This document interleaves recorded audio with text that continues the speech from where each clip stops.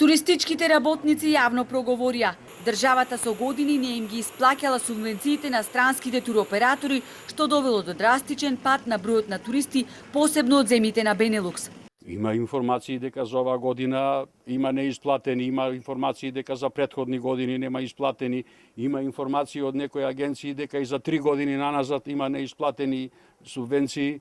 Значи, тоа е срамота.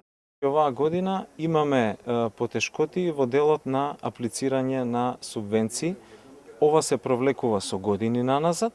Имаме преобемна документација и имаме доцнење и неисплати на ненавремени.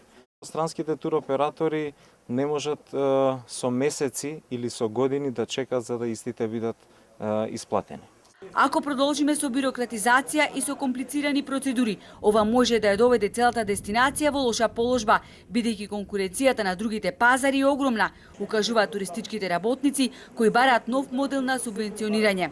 Загубите велат се огромни. Ако продолжи ваквиот тренд, туризмот ќе доживее крах, а хотелите полупразни ќе живуркаат.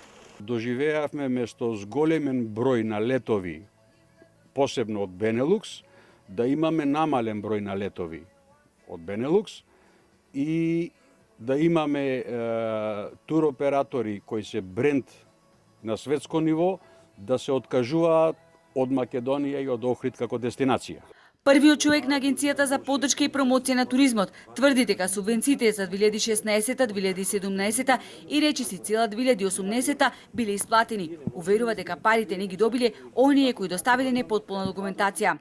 Субвенциите се добиваат за сите туроператори кои што имаат целата и комплетната документација. Јанески кажа дека со новиот модел субвенционирањето на странските туроператори ќе се вршело по пат на категоризација.